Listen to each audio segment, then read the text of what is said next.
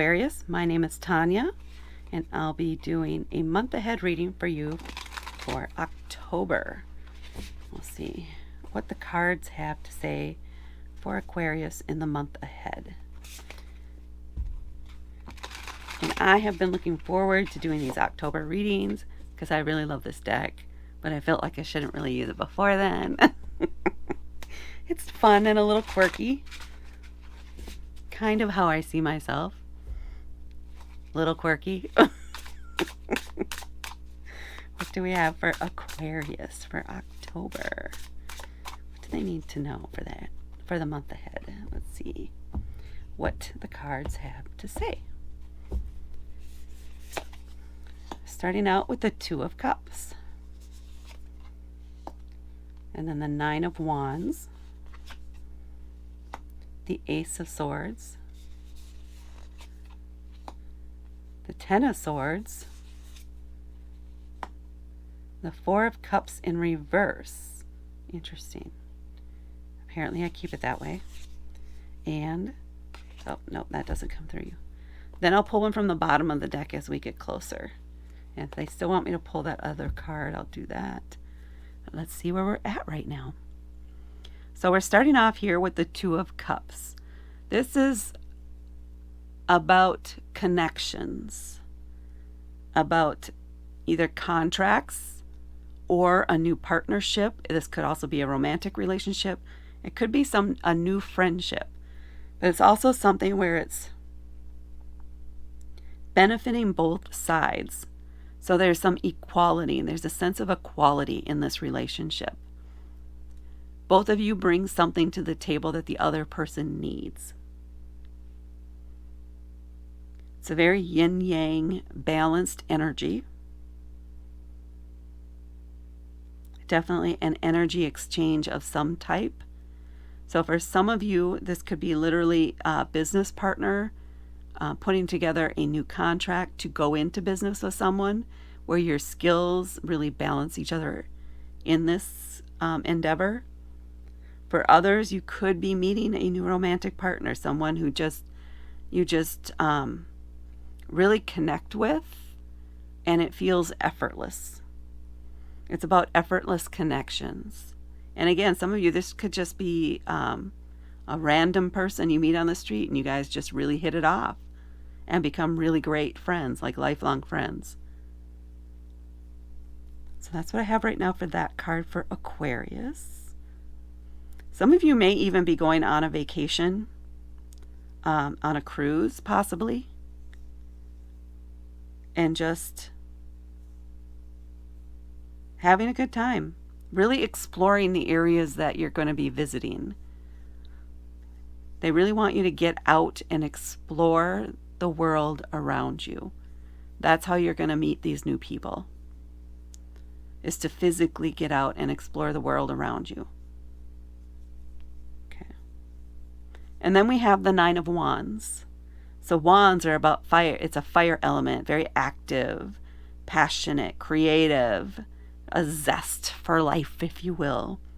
The Nine of Wands, however, is usually you're nearing the end of a cycle, the end of a little journey in some area of your life that has been very physical, has been very active, maybe creative, maybe you're nearing the end of a project. It could be a creative project. It could be a project at work. Maybe you're ramping up or have been working really hard in this exercise program, and you're really starting to see the results of that. The endurance and things like that are building up. The Nine of Wands is usually indicating that you've been through it. You've been through the battle, but you're still pushing through. You may be feeling tired, exhausted, but you are not giving up yet. You refuse. You are going to keep going. You feel tired though. So acknowledge that, dang, yeah, I'm feeling it, but we are so close. It's the final push before the end. You just got to keep going. You could take a little mini break, but know that you have to keep the momentum going, and you can't stop now because you're almost there. You are almost there. So keep on moving. And then we come up to the Ace of Swords. Swords are about thoughts and communication. And it's interesting that these two are next to each other too.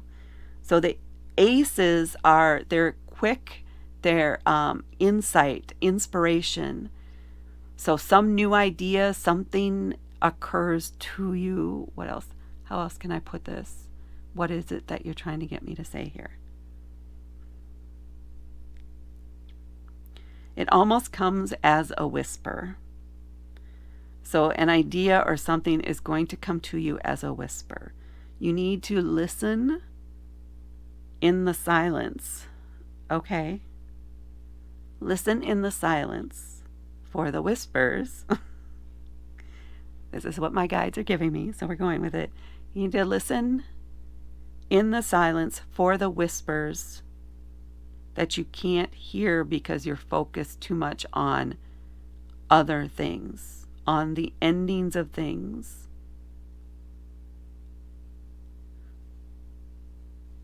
So as this is winding down, as you're getting to the end of this, you need to really sit and listen to your body. And there has been something in the back of your mind that has propped up every once in a while, but you're like, I'm too busy right now. I'm too busy right now. I'm too busy right now. You're going to have to slow down and take some time, especially if you hit your goal here. Don't just stop right into the next thing. This is asking you to stop and listen to your inner voice, listen to your intuition, because it has some information for you about what you need to work on next, about where you need to focus your attention next. So you need to take time to sit quietly, to reflect back on how far you've come and what you've done so far, and then open up to the possibilities now that you have been through this journey, now that you are nearly to the end of this journey. What is opening up to you now? What are the possibilities now that you've accomplished that? What is next? And don't just jump right on the first thing that pops in your mind. It wants you to sit and think and sit with your success. Reflect on what it took to get there and how far you've come. Let go of the past of the you that was before, or integrate that into your current self. And then see where it is your body, your psyche, wants to go next. So this is asking you to take just some time about mid-month to just like a timeout or a little mini vacation, or even just a few hours on one day where you're just sitting with silence and sitting with yourself and really feeling where you are right now, being present with yourself right now in order to determine what it is that's right for you with this new you as of that day. Okay. And then we come to the Ten of Swords. So we go from the nines, right, where we're nearing the end of the journey. The tens are the end of the journey, and at the same time, a new beginning. So I said it was interesting that these two are next to each other, because the Ten of Swords, in a way, is the same thing as the Ace of Swords. But it's coming to you right as the one thing ends. And the Ten of Swords is usually about betrayal, about overcoming that feeling of betrayal, overcoming and moving on from the thoughts that used to plague you, the thoughts that used to bring you down. Because remember, swords are about thoughts, ideas, feelings. This is a betrayal of self in a way. So it could be that this journey that you have been on, where you're overcoming something, maybe it's some old behaviors, something from the past, that this here activity that you've been working on, that you're pushing through, that you're committed to doing, and you're nearly there, and you're going to complete this month, it feels like. Part of this is reflecting on it and where you are now, And then forgiving your past self and letting go of all of these doubts and fears and anxieties, and even how others treated you in the past and how you reacted to how others treated your idea of how you reacted, your idea of how things should have been. It's okay to let go of all that, because this is a fresh new start for you. That is no longer part of who you are. You've integrated with that. Those lessons are part of who you are, but you don't focus on it. You don't dwell on it anymore. It's not where you're going. That's where you were. It's not where you're going. And then we come to the Four of Cups, which happens to be in reverse. And I was told to leave it there. So the Four of Cups is normally about, it's a little bit about apathy, and it's about emotions. It's about only focusing on the things that are right in front of you, or focusing on what's in front of you so much that you can't see what's possible. You can't see what's being offered from another direction. You're not even willing to consider those things. This in reverse is saying that you are ready. You are now opening to the new possibilities. You do have your head up. You are looking around. Your heart is open. You are in a receptive state by the end of this month. So you are open to the possibilities. You are not hiding yourself anymore. You're not focusing on what you feel has to be done, or you're not hyper focused on that. You're now open. You've grown beyond what was holding you back in the past, and you are ready for something new in your life. And that may even feed back to this new person that you meet here, because they don't know your past self. They only know you now. So don't even consider the stuff in your past that you can acknowledge that, yeah, that stuff happened, but that's not where I'm at now. They are only interested in who you are now. And that's where you need to be too. Okay, let's see what we have on the bottom of the deck. The Knight of Pentacles. That's a good card. Look at the little money finger. Money bags. Little money bags. So the Knight of Pentacles. The Knights to me are someone who has just graduated college. So they have all the knowledge, but they don't have any experience yet, right? Which would fit in for what you're doing here, because this is you now. You've never known you now. That's okay. That's what we wanted to say. It's also the slowest moving knight in the deck, which is literal in this case because he's riding a snail. The Knights of Pentacles are very deliberate. They're very slow.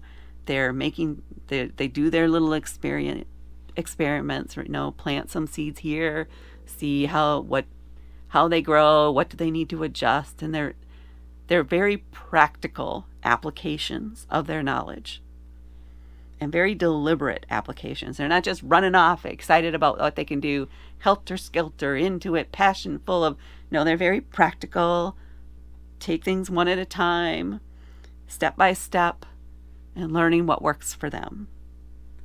Pentacles are about material things, about how we acquire things too. So there's a very planful feeling here about your money or about money situations. So planning either for the future, for a trip maybe, or something like that, or building up maybe what this part of one of the things you're working on here has to do with job skills. That could be too for some of you. And then as you gain that knowledge and you're finishing the courses and getting that degree, or just finishing the courses and getting the knowledge, now you're ready to apply that at work, but not like rush in saying, oh, I know how it all works now, but taking a very measured approach, creating a plan for how you're going to apply this knowledge and where you think it can best work. So being very deliberate in your actions in this way. Especially when you take the time here too with this kind of moment and this recognition of where, it's almost like it's a very big boost of confidence in you. especially around a work situation for some of you. Very confidence boosting, and it shifts your energy in a positive way, which draws more positive energy toward you to help uplift you, and that opens up even more possibilities for you. Now let's pull an oracle card for Aquarius. Let's see what that has. What do we have for Aquarius? The Defender. It's a cool card. So, the Defender, what am I getting from this? To me, this feels like letting down your walls. Aligns a lot with this Four of Cups here, with the message we got there, so that you're open to these possibilities. You're able to, because now your energy is rising, right? You're letting go of low vibrations and things that have been holding you back, and integrating yourself into one being in the present moment. To me, this feels like a lowering of your walls, a lowering of your defenses, where you're not feeling so locked up, you're not feeling so tight in some cases. Because some of you, it feels like my body tensed up, like maybe you're tense a lot of the times. And it could be, for some of you that are in an exercise program or something like that, where you're doing very physical stuff, that can really help process emotions and release that tension in your body. And for others, if you're not doing something, finding some way to help release that tension in your body can help you feel more relaxed and open to the possibilities. Like you don't have to feel like a steel cage around yourself. And I think this, I don't know for sure, but it feels a bit to me like this might be the Sagittarius constellation. So it could be that you're in a relationship with, or there's some heavy Sagittarius placements in your chart, where you don't need to be worried so much about where you're moving to or how you're moving about, if that makes sense for some of you. That was a message that needed to come through. Now we'll also read what the book has on this card, because that may be helpful for some. It could be totally different, but let's see what it has. The Defender, which is going to be 39. Yes. You are in conflict with something and are not sure whether to retreat or hold your ground. You have strong integral values, which are hard to cultivate in today's world. Remember the sacrifices you have made to get this far, and stick with your task. Yes, you're not done yet. You're almost there. Keep going, and then let go of the things that don't serve you anymore. Remember the sacrifices you have made. So yes, remember the things that have happened, but at the same time, release the energy you have attached to those, because it no longer applies to who you are now today.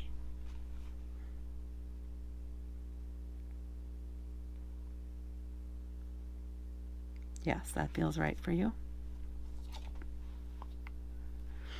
Is there anything else that the guides want to contribute here? Meeting this person, in whatever way the relationship manifests here, is going to help trigger some of this change in you, because they see something in you that you know is there, but you haven't really acknowledged. They see the change. They see who you are now, which is something that sometimes you struggle with. So they can tell you, they can provide more insight, or they help you. They don't necessarily literally tell you, but they help you see and define who you are now, how you feel when you're with them, the conversations you have, etc. Really help ground you in your energy for now. There it is. Okay. That's what I have for Aquarius. Aquarius for October. Please hit that like button, hit subscribe, and help me grow my channel. and hit the notify button so you can be notified when I post more videos. Thank you so much for watching, and I'll talk to you later.